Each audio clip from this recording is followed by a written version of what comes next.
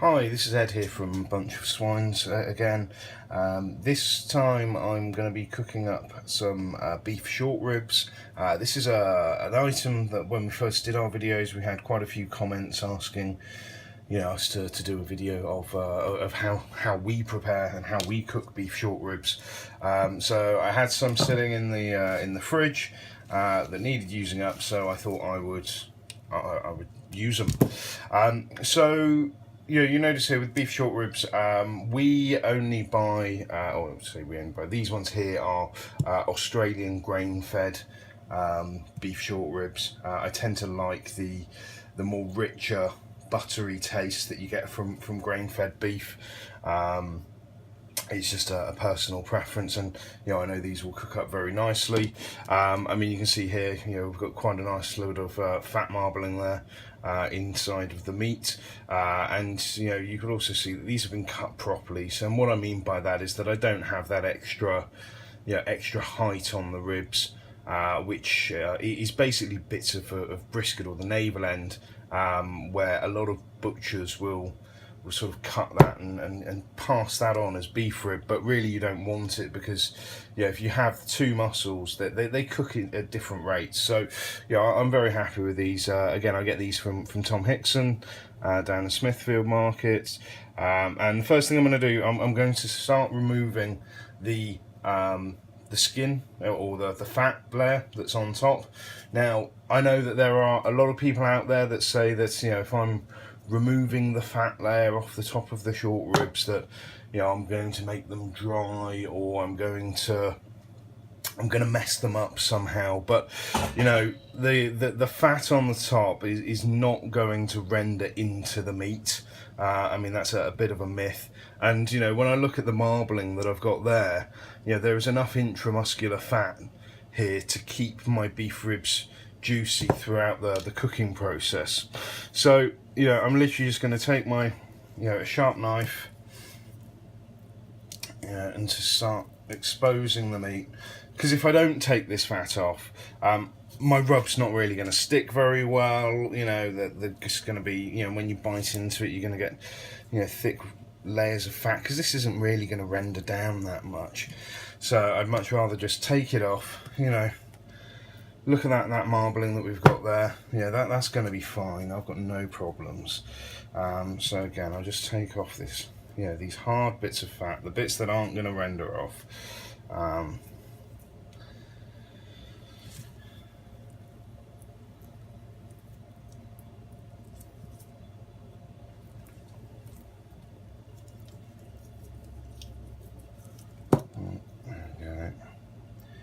Again, just make sure I get the silver skin off from underneath as well. Just a habit, I don't like it, so I always take it off.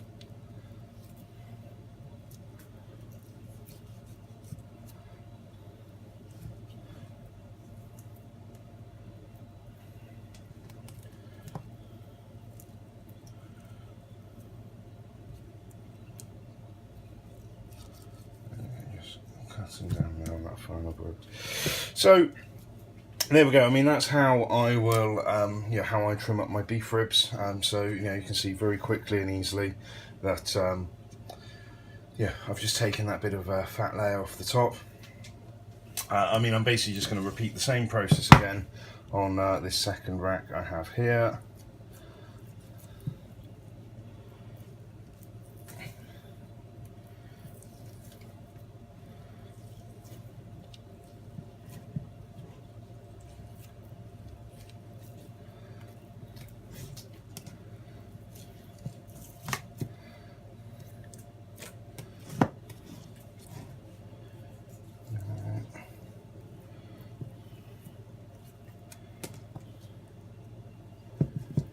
Finishing this bit off.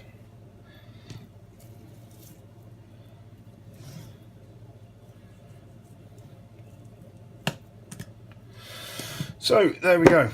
So that's both of our beef short ribs done. One thing you will notice as well, I tend not to take the backs off. So a lot of people, especially when I'm cooking pork ribs, I will always take the silver skin off. I'll always peel the membrane off the back of the ribs. But on beef ribs, I don't want to do that, because basically I find that if I take the membrane off the back of the ribs, basically there's nothing left holding the bones back in. So I sort of need that there to to hold the bones in place. So I actually, when they're cooked, I actually have a rib rather than just a pile of meat. So yeah, I'm just going to go and wash my hands quickly, then I'm going to come back. We're going to apply some of our dry rub onto these ribs, and then we'll keep on going.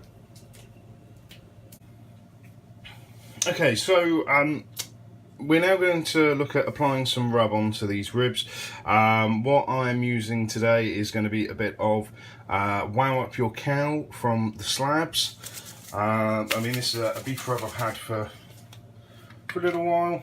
I've used it on and off over the years. I quite like it. It's got quite a lot of bits of thick black pepper in it, as well as lots of other flavourings. I prefer to use more of a flavourful rub than a standard salt and pepper. It's just my personal preference. I prefer a bit more flavour. And there we go. So you see that I've added a nice coating of the rub over the ribs. I haven't put too much, I haven't put too little. You can see that I've got a nice reasonable coating on there. We're now going to leave these to sit probably for about an hour. I mean, basically what I'm going to do now, I'm going to go outside, start up the smoker that we're going to use, get that ready to, we can put these on. But yeah, in that time that we're away, what I'm expecting to happen is that the rub will then bond with the meat better. So and I'll always leave the rub on there for at least an hour on beef ribs, just because you'll see the liquid come out of them, and then the liquid go back into the ribs the longer that you leave them, and that basically means that you're just getting that seasoning deeper into the meat, rather than it just pooling and dribbling off. So we're going to leave that leave it here for now. I'm going to go get the smokers fired up, and we're going to come back in a bit and see how these are getting on. So we've brought the beef ribs outside. We've got the Yoder running at the moment. So this is a Yoder YS640 running on a competition cart. It's a pellet grill. So this one we have set the temperature at 280 degrees Fahrenheit. And all I'm going to do now, I'm just going to open it up. Open up the grill, and I'm basically just going to place my beef short ribs in the centre of the grill. Okay, just like that, and then I'm just going to leave them. Probably going to check them in about 3 hours time, see how they're doing. I'm going to wrap these halfway through, so I'm looking at a target temperature for foiling at around 165 Fahrenheit. As an internal meat temperature, and then we're going to foil it with some extra flavourings and chuck them back on to finish cooking. One of the things I really like about the Yoder is that even though it is a pellet grill, all the heat and the smoke comes from compressed sawdust, 100% compressed wood dust, and these are running on hickory pellets. With other pellet grills, sometimes you get you have to run them on a lower temperature to get some smoke flavour into it. With the Yoder, I can just set it at quite a high temperature, 280 degrees Fahrenheit, and let it run, and I'll get good smoke flavour through it, as well as also get it cooking a bit quicker. So we're going to leave this now for a few hours. It'll probably be a bit dark, so I'll try and get some lights up or something like that, and we'll see how they cook a bit later. So we've left the beef ribs on the smoker for about 3 hours now. I've already had a little look, and they're looking good, almost ready to foil. So like I said earlier, I'm looking for a target temperature around the 165. You see I'm a little bit over on these ones. I'm just probing these with my thermopen, just checking different parts of the meat just to make sure that it's cooking as expected. So we've got a nice colour on these. These have taken on enough smoke. I now want to take these off quickly so we can take them inside. We can wrap them in some tin foil with some extra liquid and flavourings, and then we will put them back on the smoker in a bit. But I'm just going to get these off the grill now.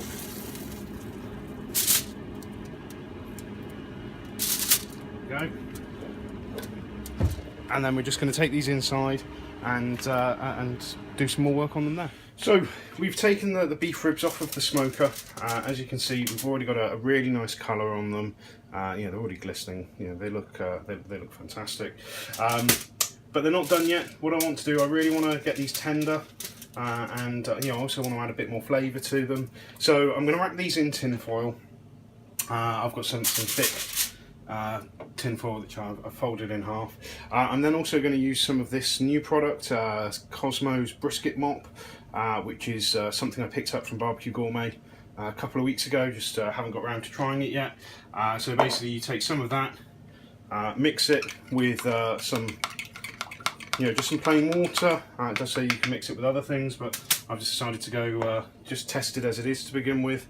So yeah, I mean, what I'm going to do, I'm going to move around slightly. I'm going to take my beef ribs, and you'll notice with the beef ribs I'm taking them here, and I've got the meat side facing down. That's because if I leave them bone side down, the bones are quite sharp, so they will pierce the tin foil if I leave them like that. I'm just going to pick off some of these sharp bits, you know, the bits of the bone marrow that's come out, and literally just going to pull my foil up in the middle and just scrunch it over, just like that, nice and simply. I'm going to fold up this end here, okay, and then I'm going to take my mop sauce, okay, and with this I'm going to pour it down into the tinfoil parcel. There we go, got enough in there, and then I'm going to close that up. Okay, the idea is that, you know, this mop sauce, I mean, if I smell it, it's got lots of different, you know, lots of different flavourings in there. You know, it's got a bit of beef stock in there, it's got some garlic powder I can smell, maybe a bit of, you know, Lea & Perrins and that kind of thing. So, you know, that's all I'm going to do. So you see I've got that rack there. So yeah, we're just going to do that. So we've wrapped up that rack of ribs. We're just going to do the same thing again here. Again, placing them bone side up. Okay, I'm going to pull the tin foil ends together.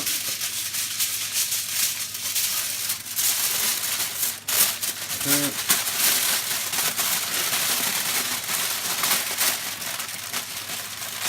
Just making sure that's sealed nice and tightly. Hold up that end. And open that side up.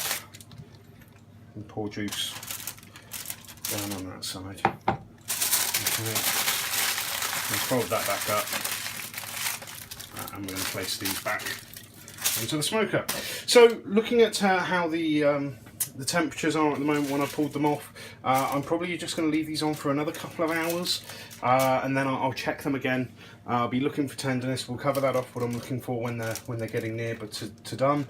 But yeah, I'm going to put these back on the smoker, and we'll carry on, you know, speak to you in a bit. Right then, so these have been cooking in the tin foil with the Cosmos Cube brisket mop juice for about another 2 hours. I'm just going to check the temperature, try and get between the bones. Can sometimes be a bit difficult with beef ribs. There we go. Just to look at the temperature. So, I mean, these ones, you can't really see it, but yeah, they're sitting at about 212 Fahrenheit internal temperature. And then these ones here, sitting at about 210. Okay, so, you know, there's no set temperature for doneness on beef ribs. I do tend to try and cook them a bit hotter because I like them falling apart. So what I'm going to do is I'm actually going to open them up quickly, have a little look at them, you know, see how they're doing, and then I can make a judgment on, you know, if they need a bit longer in the smoker or if they're ready now. So They will be quite delicate, you can see there. And then what I'm looking for, so I'm just putting my finger through it, and basically, you know, if I can feel that, you know, there's very little, if no resistance, in a sense, you know, if I could push down, so if I push down here, I can just tear the meat. You know, that's telling me that that's broken down really nicely. You know, that's ready for me. That's how I quite like them to be done. So I'm going to leave that rack there, okay, and I'm just going to leave it to vent a little bit. Basically, it's going to stop it cooking any further. You know, I've got the tenderness that I want. And we're just going to leave that there. I'm going to check the second rack as well, just to see if this one's also done. Yeah, even though it was sitting at a slightly higher temperature, there's no guarantee that it's also going to be done. Okay, let's see here. There you go, and that's, you know, what I mentioned earlier about leaving the backs on. That's even with leaving the backs on these ribs. You know, I've still got a bit of blowout of these bones, so I've got to be really careful trying to move them over, just like that. And again, yeah, and just feel from poking them that those are nice and done. So I'm going to leave these here probably for about you know, 10 minutes uncovered. Oh, well, 5 minutes uncovered, sorry, and then I'm going to wrap them back up. I'll leave them for another 20 minutes after that to, you know, to rest, let the juices calm down, and then we're going to carve them up and let's see what these bad boys look like.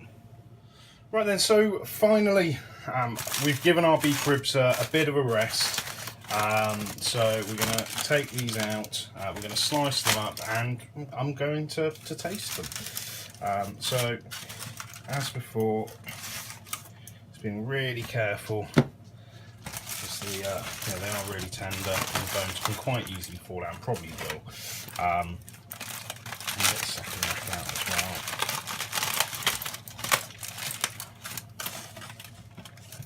There we go.